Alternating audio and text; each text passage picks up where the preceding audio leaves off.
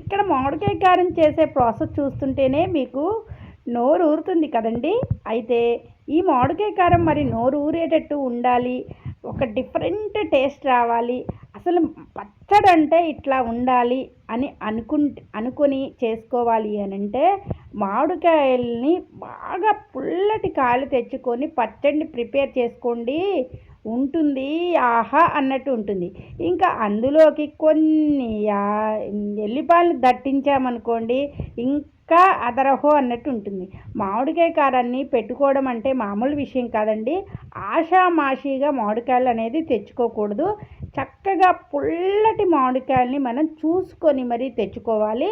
అవి కడిగి శుభ్రంగా ఎండబెట్టుకొని ఎక్కడా కూడా తడి లేకుండా మామిడికాయ కారాన్ని మనం పెట్టుకోవాలంటే ఇలా ప్రిపేర్ చేసుకోవాలి. ముక్కలన్నిటినీ కూడా చిన్న చిన్నగా కట్ చేసుకోవాలి. ఇంకా ఈ ముక్కలను కట్ చేసుకున్న తర్వాత ఉప్పు, పసుపు ఇవన్నీ ఎలా వేయాలి అంటే ఎలా పడితే అలా వేయకూడదండి. కొలతల్ని పట్టి మరీ వేసుకోవాలన్నమాట.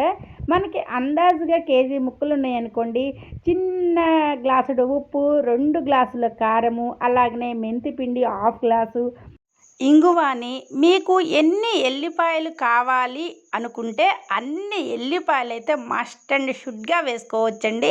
ఎల్లిపాయ ఎంత తింటే అంత మంచిదనమాట. తల్లి చేయని మేలు కూడా ఎల్లిపాయ చేస్తుంది అని చెప్పి మన సామెతే ఉంది కదండి.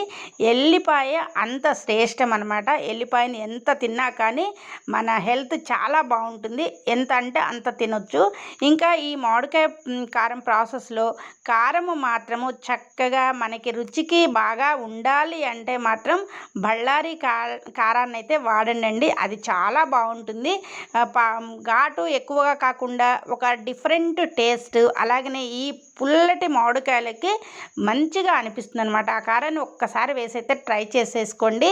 చూసారు కదా, అన్నీ వేసి కలుపుకున్న తర్వాత ఉప్పు ఏదైనా మనకి తగ్గింది అంటే ఉప్పు ఎందుకు తగ్గుతుంది అంటే అండి, మనం కొలతల ప్రకారమే అన్నీ వేసినా కానీ మనకి పుల్లటి కాయలు బాగా పులుపు ఉన్న కాయలు వేసినప్పుడు మనకి 3 రోజుల తర్వాత కలిపినప్పుడు కొంచెం జస్ట్ ఉప్పు అనేది అయితే మనము తగ్గుతుంది. అప్పుడు ఖచ్చితంగా ఉప్పు అనేది వేసుకోవాలి. ఉప్పు వేసుకోకపోతే మళ్ళీ పచ్చడి అనేది పాడవుతుంది. కాబట్టి అది మామిడికాయని పట్టి మనం 3 రోజుల తర్వాత మాత్రమే వేసుకోవాలండి. మామిడికాయ పులుపు తక్కువగా ఉంటే మాత్రం ఇప్పుడు మనం వేసిన కొలతలు మొత్తం ఇంగ్రీడియంట్స్ అన్నీ కూడా సూపర్గా ఉంటాయి అన్నమాట.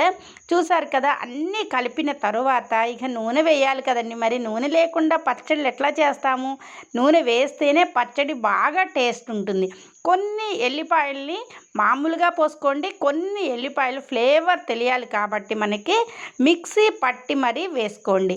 మిక్సీ జార్ అయితే తడి లేకుండా చూసుకోవాలండి. పచ్చళ్ళు పెట్టేటప్పుడు మాత్రం కేర్ చాలా అవసరం అనమాట.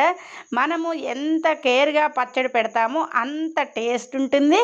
1 ఇయర్ కూడా మనం పచ్చడి పెట్టిన రోజు ఎలా ఉందో మనకి 1 ఇయర్ తర్వాత కూడా పచ్చడి అండి అదే ప్రకారంగా ఉంటుంది. ఇంకా చూసారు కదా, ఇక మొత్తం కూడా చెంచాలు గంటెలు పెట్టి కలపొద్దండి. పచ్చడి పెట్టినప్పుడు మాత్రం చక్కగా చేతినే మాత్రమే ఉపయోగించి చక్కగా ముక్కకి ఉప్పు, కారం, పసుపు అన్నీ తలిగేలా చక్కగా మనం మామిడికాయ కారాన్ని ఇలా కలుపుకొని ఇంకా ఒక బౌల్లోకి తీసుకొని సర్వ్ చేసుకున్నాం అనుకోండి, సూపర్ కారం మన ఇంట్లోనే చూస్తుంటేనే నోరూరుతుంది కదా.